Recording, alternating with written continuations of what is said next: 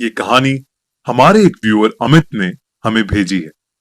अब मैं आपको उसी के नजरिए से ये कहानी सुनाऊंगा। ये बात 2012 की है, जब मैं बिट्स पिलानी में इंजीनियरिंग कर रहा था। कॉलेज का फर्स्ट ईयर था और मुझे गांधी भवन हॉस्टल में रूम नंबर 138 अलॉट हुआ था।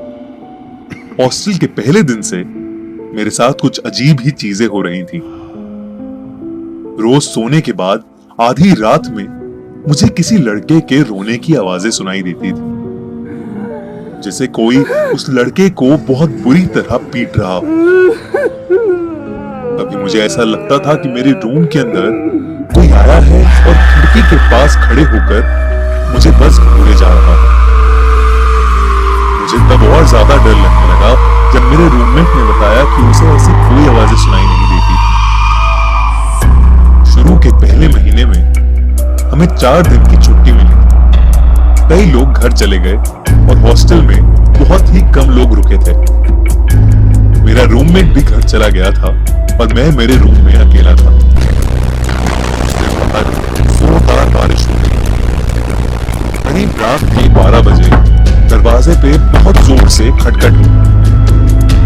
मैंने दरवाजा खोला तो वहां कोई नहीं था, और जब मैं वापस मुड़ा तो मेरे रूम का सारा सामान बिखरा पड़ा था। बारिश और तेज हो गई, जिसकी वजह से लाइट भी चली गई। कुछ देर बाद दरवाजे पर और जोरों से खटखट हुई, लेकिन इस बार भी बाहर कोई नहीं था। तब मैंने देखा कि बगल वाला कमरा, जिस पर हमेशा ताला लगता था, वो खुला पड़ा। पता नहीं मुझे क्या सूझा, पर मैं इस रूम के अंदर जाने से खुद को रोक ही नहीं पाया। अंदर घुसते ही कमरे का दरवाजा जोर से बंद हो गया। मुझे फिर वही रोने की आवाज सुनाई देने लगी जो मुझे रोज रात में सोने नहीं देती। तभी मेरे पीछे की अलमारी बहुत तेजी से हिलने लगी और मुझे ऐसा लगा कि उसके अंदर से कोई बाहर आना चाहता है।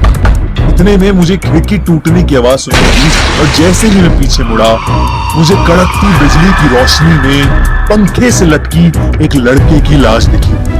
मैं वो देख के बुरी तरह घबरा गया और उस कमरे से निकलकर नीचे गार्ड के पास भागा और उसे सब कुछ बताया। वो गार्ड मुझे वापस उस रूम नंबर 137 ले गया। जो मैंने देखा उससे मेरे होश उड़ गए। उस कमरे पर ताला लगा था। गार्ड ने मुझे बताया कि वो रूम पिछले 15 सालों से बंद पड़ा है। उसने बताया कि यहाँ एक लड़का रहता था, जिससे यहाँ एक प्रोफेसर की बेटी से प्यार हो गया था। प्रोफेसर को उनका रिश्ता बिल्कुल भी मंजूर नहीं था और कल्चरल फेस्ट के एक दिन उस प्रोफेसर ने उस लड़के को पंखे से लटकाकर मार डाला, और उस लड़के का नाम भी अमित था। ये सुन के मैं पूरी तरह दंग रह गया। मैंने अगली सुबह ही अपना हॉस्टल चेंज कराया। उस रात के बाद मेरे साथ ऐसा किस्सा फिर कभी नहीं हुआ, लेकिन फिर भी मेरे अंदर उस हॉस्टल के सामने से गुजरने की हिम्मत कभी नहीं हुई।